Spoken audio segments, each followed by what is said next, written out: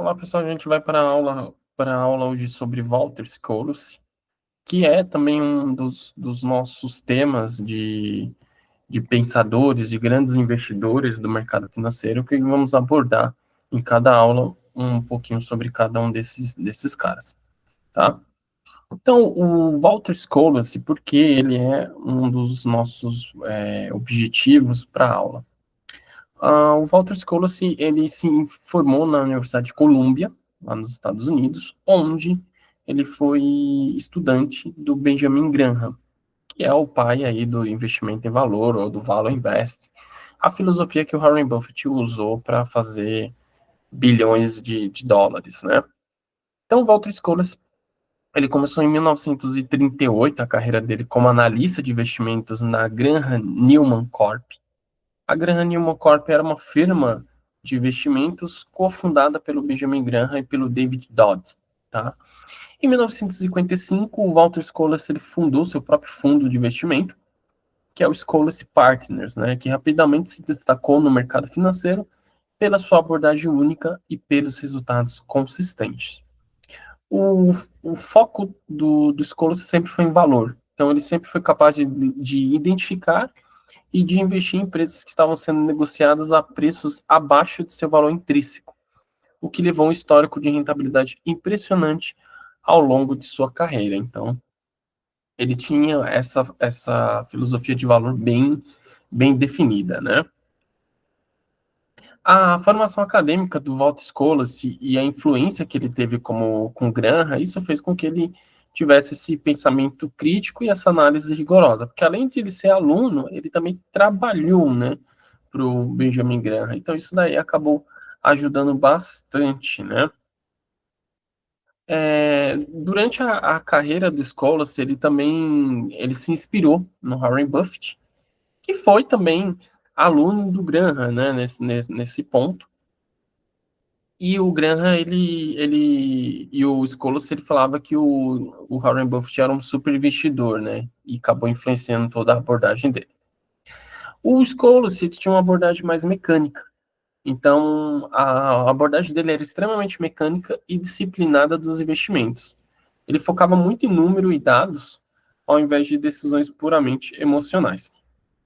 O Scholz disse em uma certa época que investir não era complicado, é apenas uma questão de encontrar negócios bons e comprá-los a preços baixos. Essa citação resume bem o cerne de sua filosofia e a simplicidade de sua abordagem, que ainda ressoa entre investidores de hoje, né? Então, é bem simples, né, quando a gente fala assim de encontrar negócios bons e preços baratos, né? Essa filosofia do Walter Scholz, ela é bem rigorosa, ela é bem disciplinada, ela é focada muito na análise fundamentalista, e ele fala que no mercado financeiro você não precisava ou não dependia de sorte, mas sim de um método sólido e da capacidade de identificar empresas com potencial de crescimento que estavam sendo negociadas sempre a preços inferiores. Então, basicamente, ele focava em valor, ele procurava negócios sólidos com histórico de lucro, mas que estavam negociados a preços baixos, então é o primeiro ponto. E o segundo ponto é que ele basicamente ele era análise fundamentalista na veia, né? Então ele olhava todos os dados da empresa, lucro, receita, fluxo de caixa. Ele acreditava que a análise rigorosa poderia ajudar a identificar oportunidades de investimentos que outros investidores poderiam ignorar. Outro ponto é a margem de segurança, que é inspirada pelo Benjamin Graham.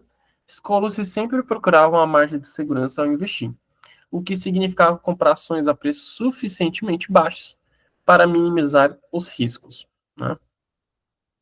A diferença entre o Scholz, o Graham e o Warren Buffett era basicamente essa desse gráfico, dessa tela.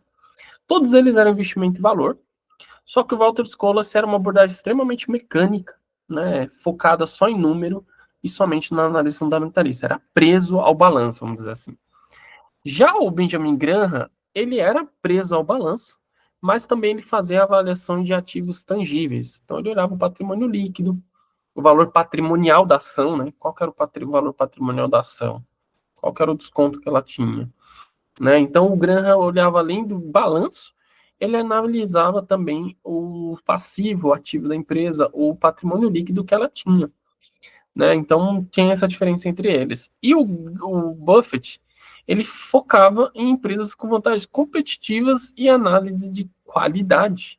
Então, o Buffett, em primeiro momento da carreira, pegou tanto o Graham e a mesma coisa parecida com o Walter Scholz, mas depois o Warren Buffett começou a ver quais são as vantagens competitivas dessa empresa em relação a essa outra. Qual que é a vantagem competitiva da Max, quando ele comprou lá atrás? Ou qual que era a vantagem competitiva da Apple em relação às concorrentes?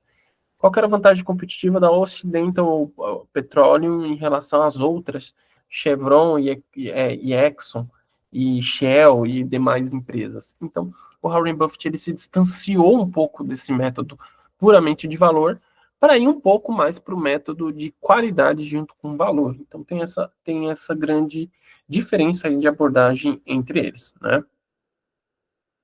E aí o Walter Scolossy, ele era muito simples, né? Então ele costumava dizer o quê?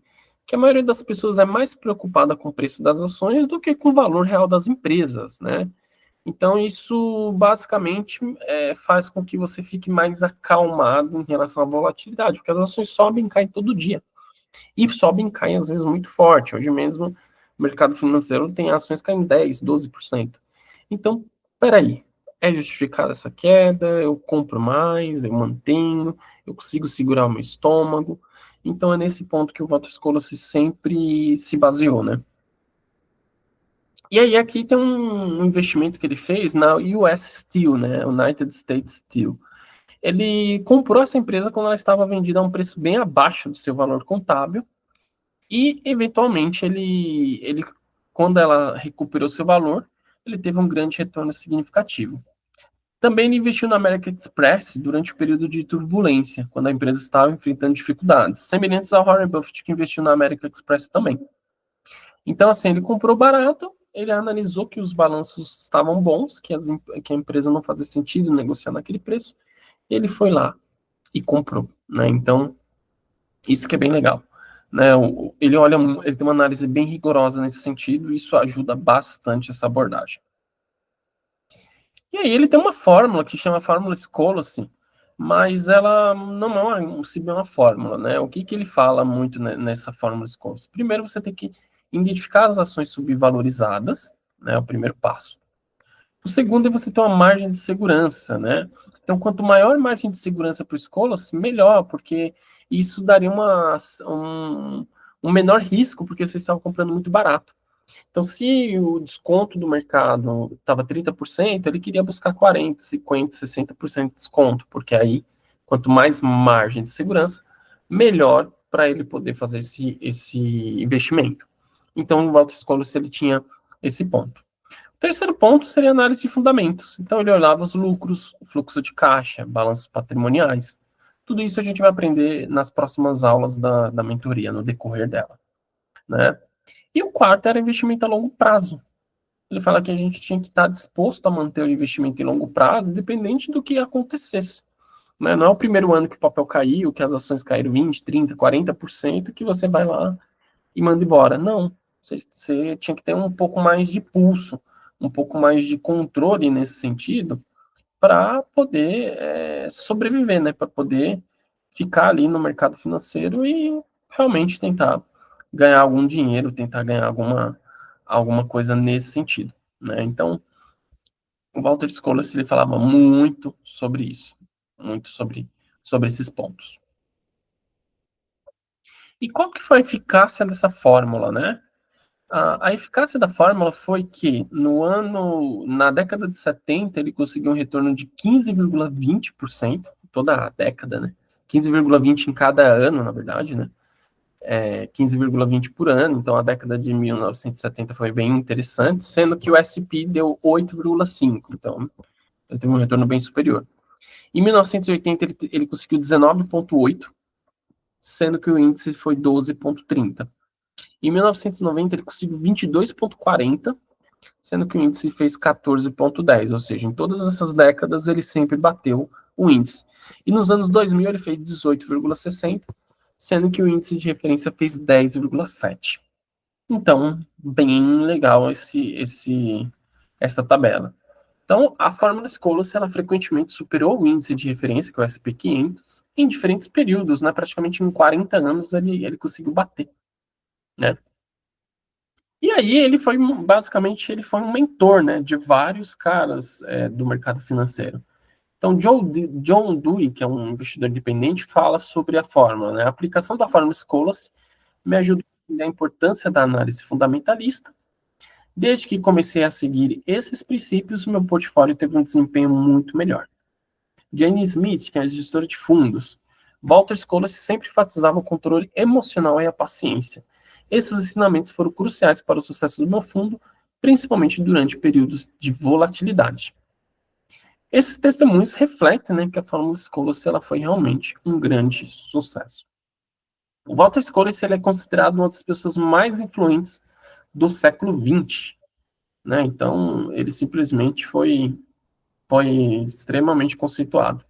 Ele conseguiu um retorno médio de 15% ao ano durante mais de 50 anos, superando consistentemente os índices de mercado.